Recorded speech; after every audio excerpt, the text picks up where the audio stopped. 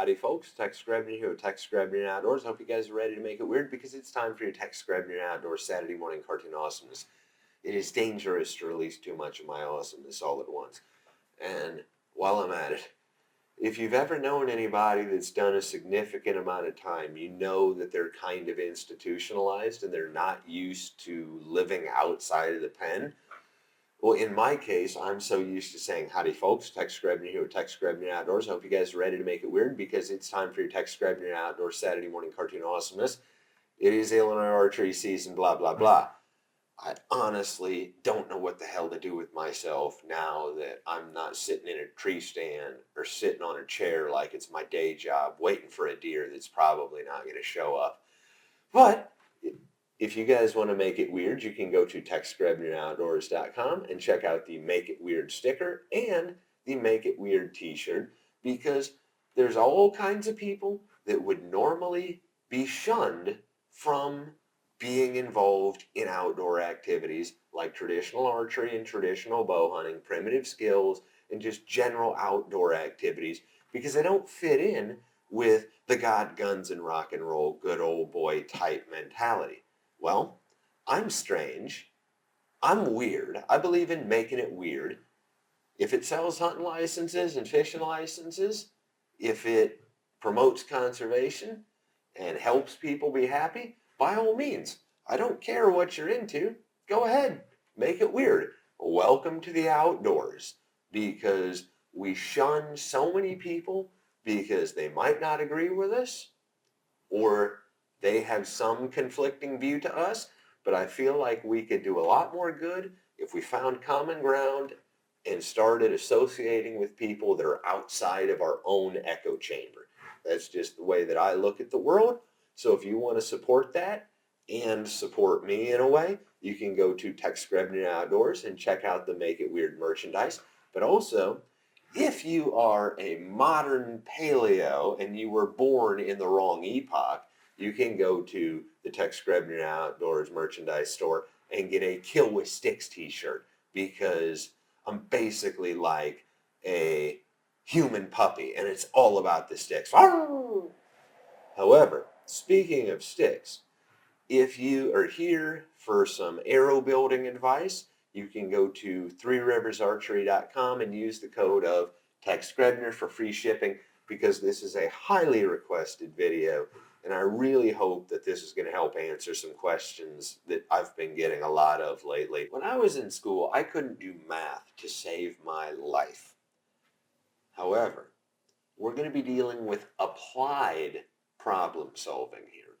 We want to build an Ashby style arrow that is going to have a weight above 650 grains and is going to have a 19% or greater weight forward of center, being 19% or greater of an arrow's weight is forward of the actual center point of the arrow. But we also need an arrow that is going to fly straight and obey the witchery of archery, because an arrow needs to be structurally sound. An arrow needs to fly straight, because if the arrow breaks on impact or the arrow hits on an angle, none of the other things in Dr. Ashby's arrow lethality list actually matter, because if the arrow doesn't hit its mark straight and the arrow breaks, nothing else matters. So we have to actually do some applied algebra, because there's going to be some constants, as in the draw weight of the bow is a constant as long as you're on your anchor point.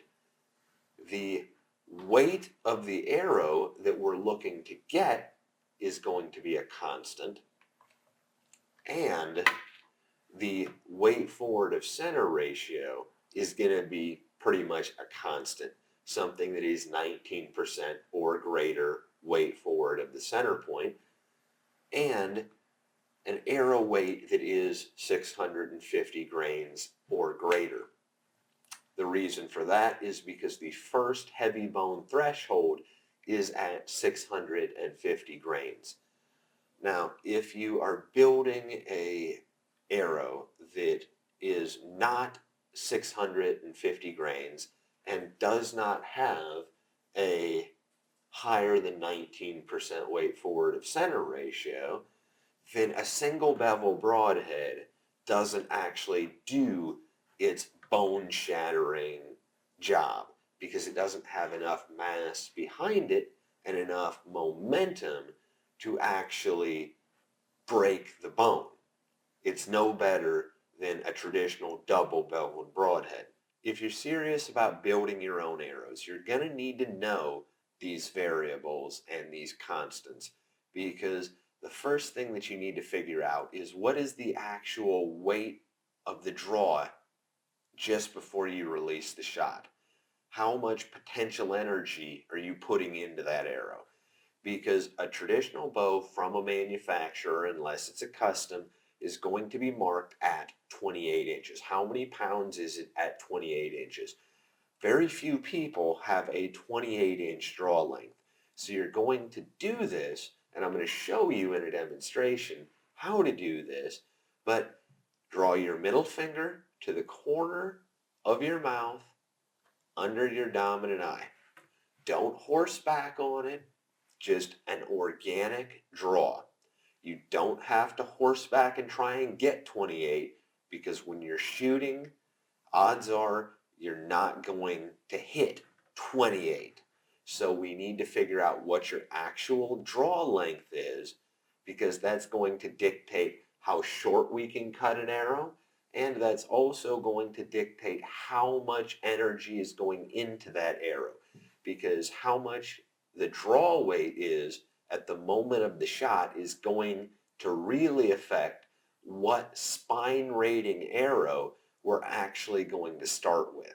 Once you have figured out what your actual draw weight is at your actual draw length at the moment of the release of your arrow, then we can actually figure out what spine arrow shaft you actually need to start with. Now, I've broken this down through testing into the lowest common denominator.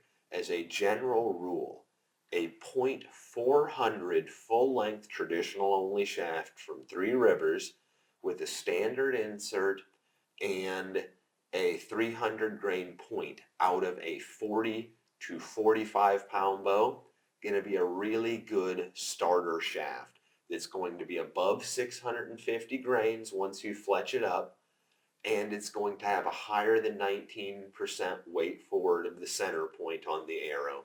And as long as you've got a good release and you're actually in that draw weight range, it should land straight for you, no problem. In the 50-pound class, you can use a .340 full-length traditional only shaft from Three Rivers with a standard insert 300 grain point and be above the 650 threshold, have a greater than 19% weight forward of center ratio on it, and it should land pretty straight. Pretty much everybody that's watching this video is either going to be in the 40 to 45 pound draw range or the 47 to maybe 53 pound draw range. And so those two arrows that I just described to you should be right on the money without having to do any cutting on the arrow if you're shooting out of a center shot style recurve. Should be on the money. But you're going to have to do your own research, do your own testing, and verify that it's actually going to land straight bare shaft out of your recurve.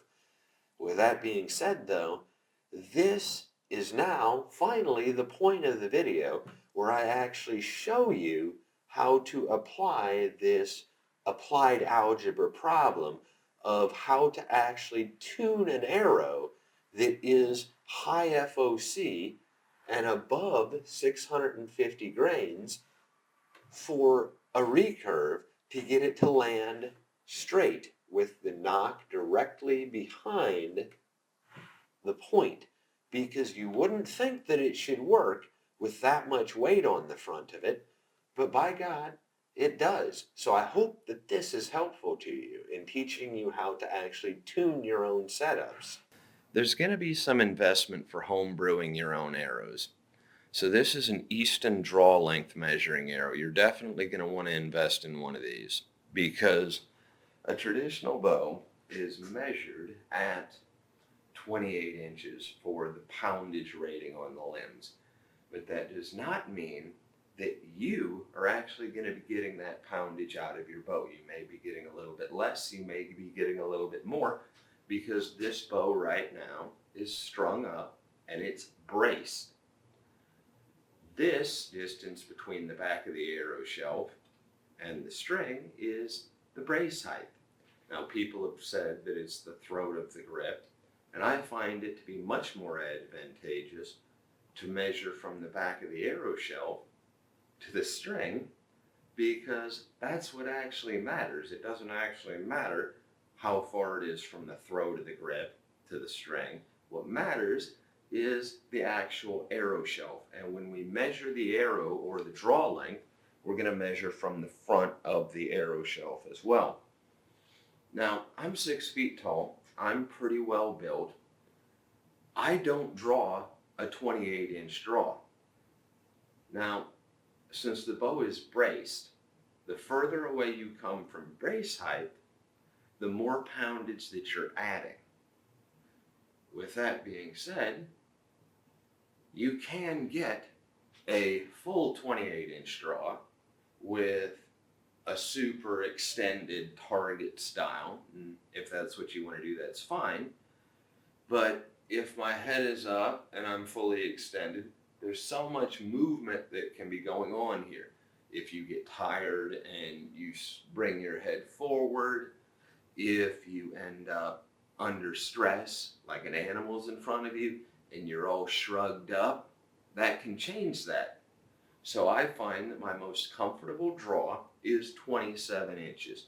And let's face it, I'm 6 foot tall, I'm pretty well built, got a decent wingspan here, and I'm drawing 27 inches pretty consistently.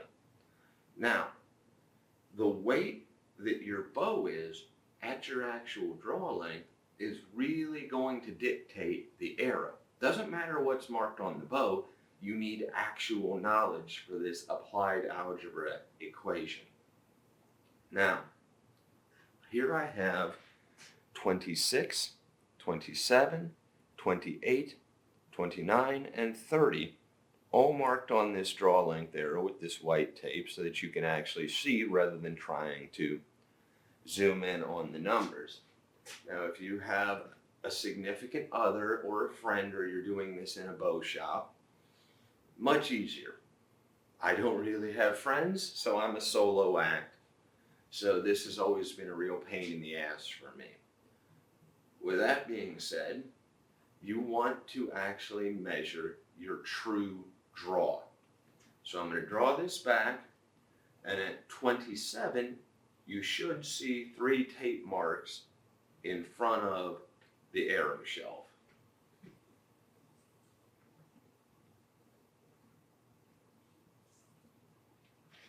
And so you would want to have whoever's helping you measure and put a dot at your actual draw length.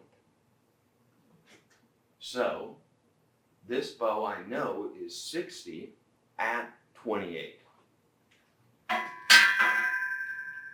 But at my draw of 27, we're going to pull it down to 27 and see what the scale reads. Because we're measuring the draw weight at my actual draw length. So there's 27, and I am getting 56 pounds out of this bow at 27 inches. What we're pretty much dealing with here is applied algebra. We know the answer to what we want, which is a high weight forward of center arrow that is also going to fly properly. So we have a set point weight in mind, which is a 300 grain or 315 grain point because those broadheads, traditionally speaking, have a high mechanical advantage and are the fastest way to get a really good weight forward of center ratio, as in a weight forward of the center point. You want a greater than 19% of the weight of the entire arrow forward of its center point. What I have here is a full-length .300 Easton 5mm FMJ. Here's our draw length measure. Now, I'm going to fire up the torch here.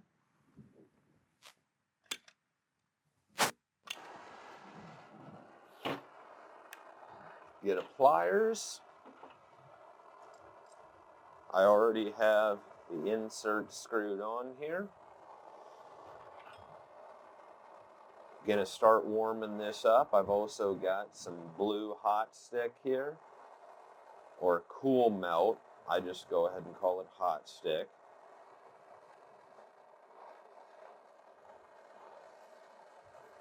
So, got that all juiced up. Going to slide it into the arrow. And then we're going to chill it really fast to set the glue. Right now, this arrow is completely full length, standard insert, 300 grain point. So we're going to go down there and we're going to bare shaft it.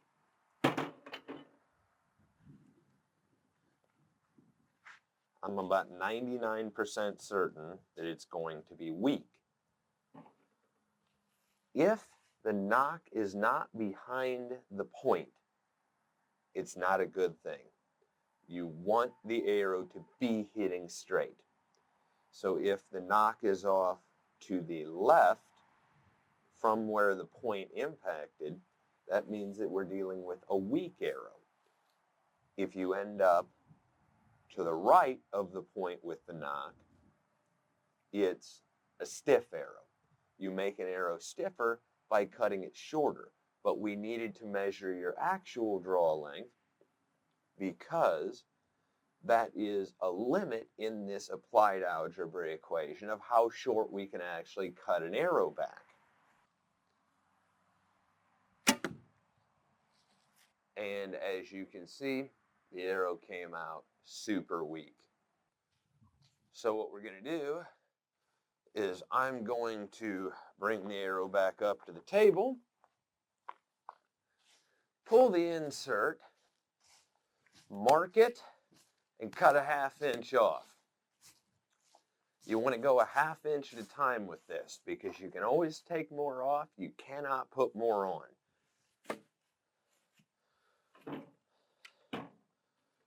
So, fire up the torch again. Heat this up.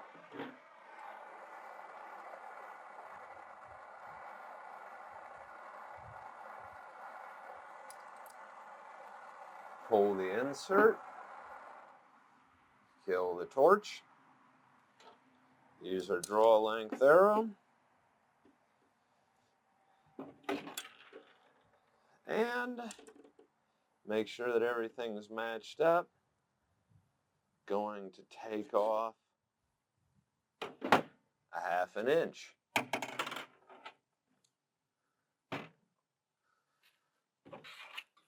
Now I know for a fact that a 1/2 inch is not going to be enough, but we're doing this scientifically, so I'm actually going to take off a 1/2 inch off the arrow.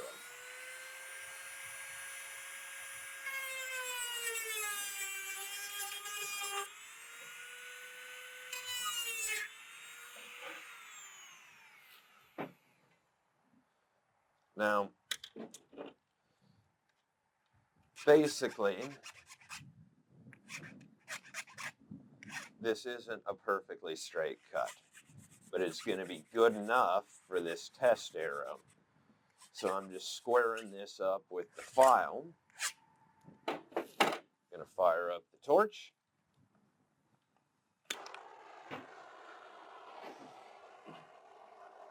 Heat this back up.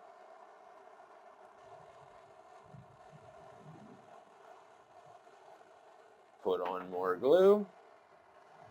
Heat this up. And a hot stick. Chill to set the glue. Then we're going to go back down there.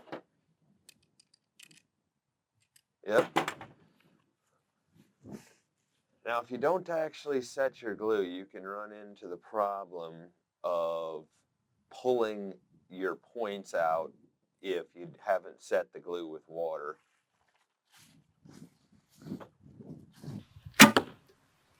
And we're still shooting weak. So we're going to take another 1/2 inch off. Now, I understand that this is super duper boring, but people have asked me questions about it, and so you're getting a full-length arrow tuning video. So because it's so weak this time, and to speed this process up, I'm going to knock off another whole inch off of this.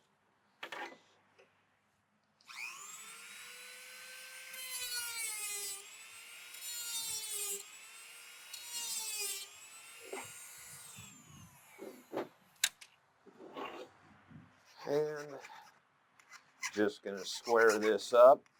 This is a steel file, so that carbon and aluminum comes off fast. So I'm just getting squared up.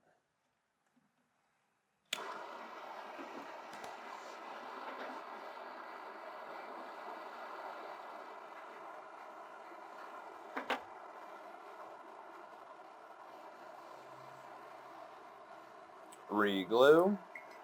Set the glue. And I'm pretty sure this is still going to be too weak, but here we go. It's also super difficult to try and tune anything outside when it's cold, because all you can think is, I don't want to be cold anymore.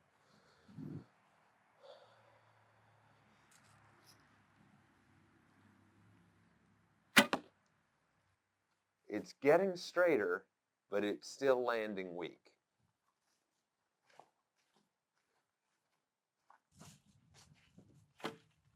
And the process begins again.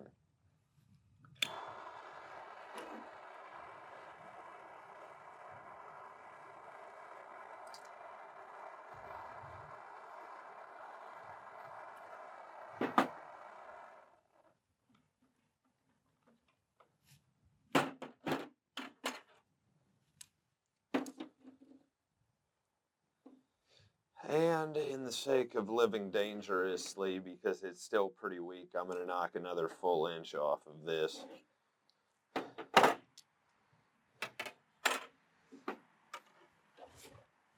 When you get really close, you are going to want to go back to a 1/2 inch.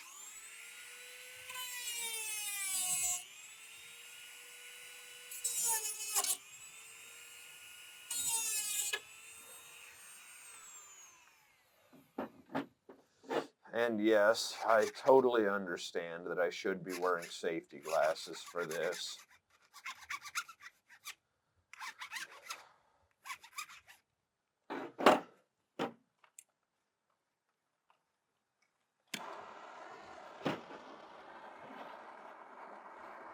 Normally I actually do this in the living room, but this is a much more photogenic environment for lighting.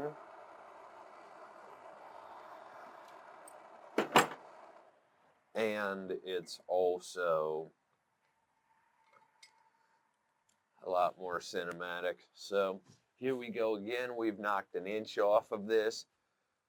And like I say, I'm normally doing this in the house, where I'll just hot stick right on my stove and shoot across the living room. But we're doing it this way because it looks better.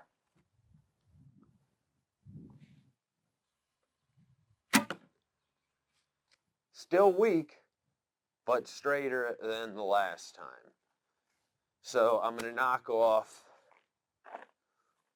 another 1/2 inch.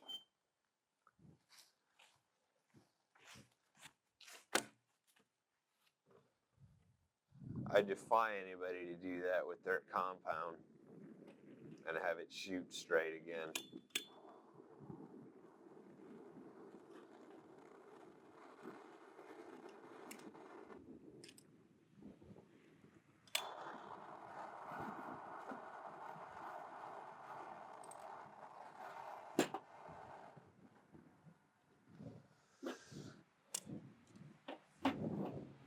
So because we're getting close, we're going to knock it down only a 1/2 inch.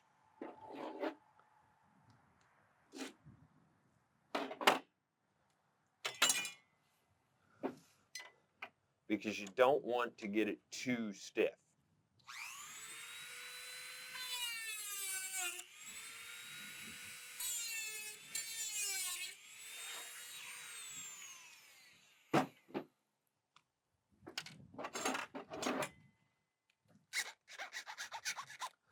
Square it up with the file.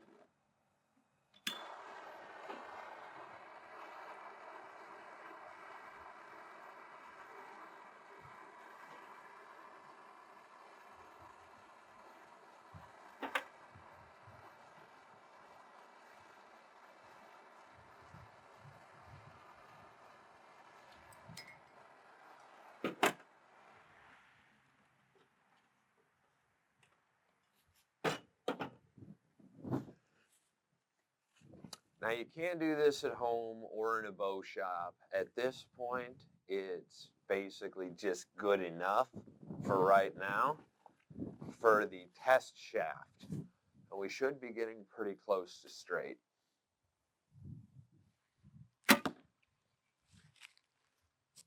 Pretty straight, but not perfectly straight. I'm gonna take another 1/2 inch off of it.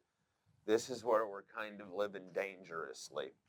Now, what I also could do is I could put a heavy insert in, which seems counterproductive to what we're doing.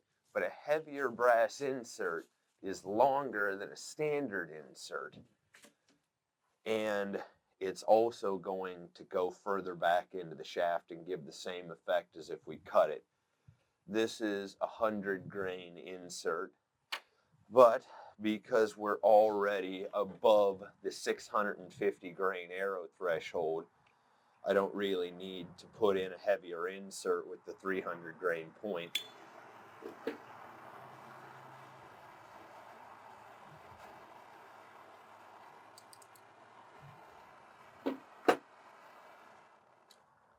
So we're going to knock another 1/2 inch off of this.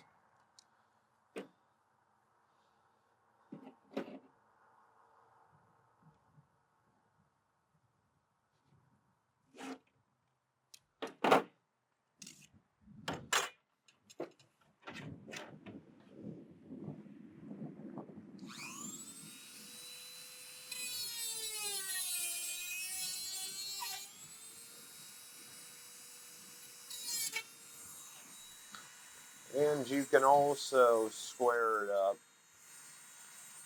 just like this because it's faster.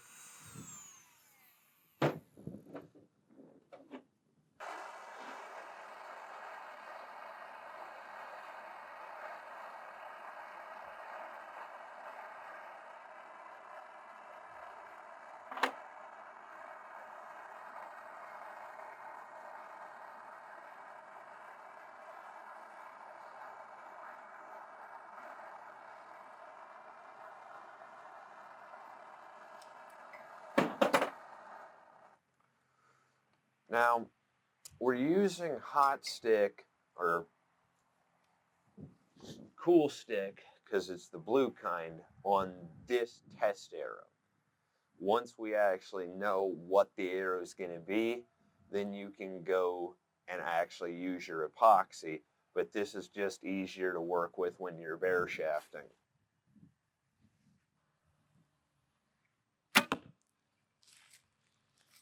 And we are pretty darn straight. I mean, pretty darn straight. We're back at 19 yards right now, or 19-ish. I haven't lasered this very spot. But what the point does is actually guide the arrow. What fletchings are good for is to spin the arrow so that it provides stability. When the arrow leaves the bow, it's going to flex one way and then snap back the other way. That's why we want the arrow cut a certain length to actually fit the bow, because the shorter you cut something, the stiffer you make it. It's like how you can only fold a piece of paper so many times before you can't fold it evenly anymore. So if I do my job, this arrow should land in that deer straight this far away with no fletchings.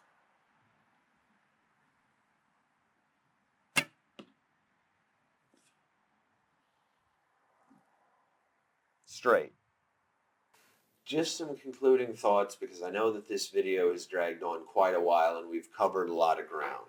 If you're going to use a cresting wrap or a lighted knock, you need to tune bear shaft with the cresting wrap and the lighted knock, because this is going to add weight to the back of your arrow and it's going to change the way the arrow behaves. You can't just tune bear shaft with a standard knock and then stick in a nocturnal and go hunting, because it's also going to change the weight of your arrow overall. You don't get any benefit from having a high weight forward of center arrow if your arrow does not land completely straight. No benefit whatsoever. You also don't get any benefit from a single beveled broadhead if you are not shooting at least 650 grains, because that is the bone shatter threshold where penetration dramatically increases according to Dr. Ashby's graphs. There's a lot of good single bevel broadheads on the market. For instance, this is a Bishop broadhead. There's also the Grizzly Stick broadheads that are available in 315 grains from Three Rivers Archery. And consistency is so important in traditional archery, because if you draw short, you're not getting as much energy into that arrow. So the arrow might be too stiff if you're not getting your full poundage. If you overdraw a little bit and you pass your anchor point, then the arrow might be too weak and not land straight. So always hit your anchor point when you release. Corner of your mouth, directly under your eye, and you're good. It doesn't matter if you've got a 26-inch draw, as long as you do it every single time, and that's what your arrows are actually set up for. So I hope this video has been helpful to you. As always, God bless all my sportsmen of America. Join the Iterated Protector Rights. Please become my friends over at threeriversarchery.com. Thank you very much to those of you involved in law enforcement and those of you serving in the military. Thanks for watching Tex Grebner Outdoors.